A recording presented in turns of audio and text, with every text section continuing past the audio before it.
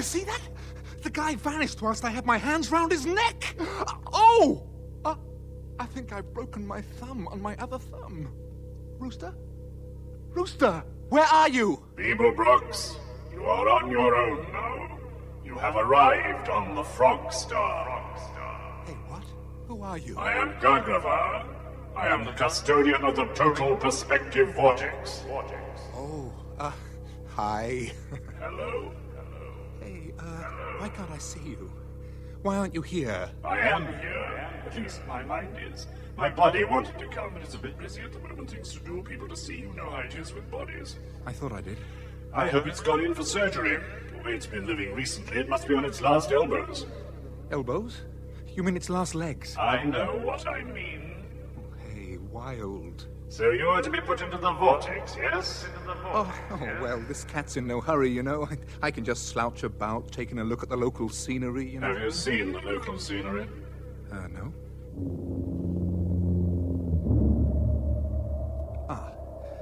Okay, well, I'll just slouch about then. No, the Vortex is ready for you now. You must come. Follow me. Yeah.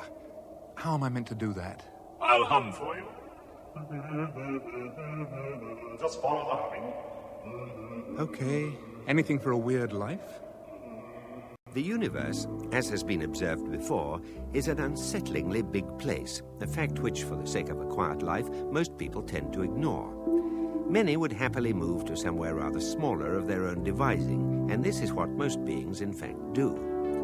For instance, in one corner of the eastern galactic arm lies the great forest planet Oglaroon, the entire intelligent population of which lives permanently in one fairly small and crowded nut tree, in which tree they are born, live, fall in love, carve tiny speculative articles in the bark on the meaning of life, the futility of death and the importance of birth control, fight a few very minor wars, and eventually die strapped to the underside of some of the less accessible outer branches. In fact, the only Oglaroonians who ever leave their tree at all are those who are hurled out for the heinous crime of wondering whether any of the other trees might be capable of supporting life at all, or indeed be anything other than illusions brought on by eating too many oglanuts. Exotic though this behavior may seem, there is no life form in the galaxy not in some way guilty of the same thing, which is why the Total Perspective Vortex is as horrific as it undoubtedly is. For when you are put in the Vortex, you are given just one momentary glimpse of the size of the entire unimaginable infinity of creation, along with a tiny little marker saying, "You are here."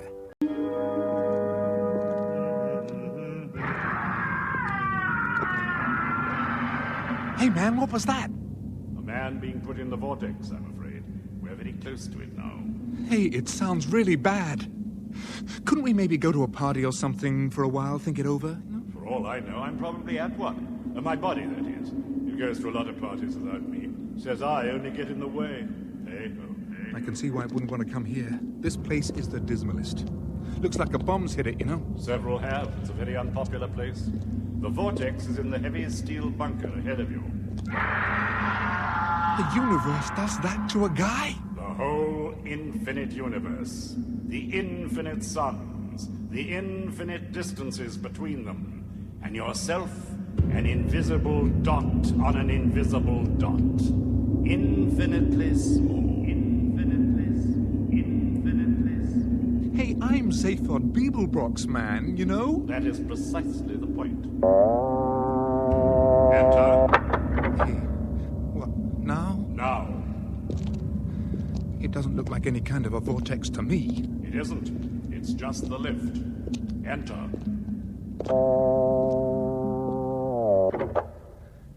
I got to get myself in the right frame of mind for this. There is no right frame of mind. You really know how to make a guy feel inadequate. I don't. The Vortex does.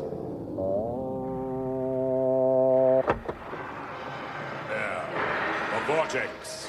The Total Perspective Vortex. Enter, Beeblebrox. Enter the Vortex. Enter the Vortex. Okay.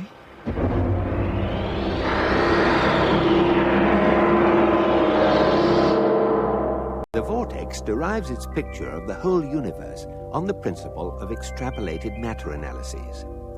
To explain, since every piece of matter in the universe is in some way affected by every other piece of matter in the universe, it is in theory possible to extrapolate the whole of creation, every galaxy, every sun, every planet, their orbits, their composition, and their economic and social history from, say, one small piece of fairy cake. The man who invented the total perspective vortex did so, basically, in order to annoy his wife. Trintragula, for that was his name, was a dreamer, a speculative thinker, or, as his wife would have it, an idiot. And she would nag him incessantly about the utterly inordinate amount of time he would spend staring out into space, or mulling over the mechanics of safety pins, or doing spectrographic analyses of pieces of fairy cake. Have some sense of proportion, she would say 38 times a day. And so he built the total perspective vortex just to show her. And in one end he plugged the whole of reality, as extrapolated from a fairy cake, and in the other end he plugged his wife, so that when he turned it on, she saw in one instant the whole infinity of creation and herself in relation to it. To Trintragula's horror, the shock annihilated her brain. But to his satisfaction, he realized he had conclusively proved that if life is going to exist in a universe this size, the one thing it cannot afford to have is a sense of proportion. And it is into this vortex that Zaphod Beeblebrox has been put, and from which a few seconds later he emerges.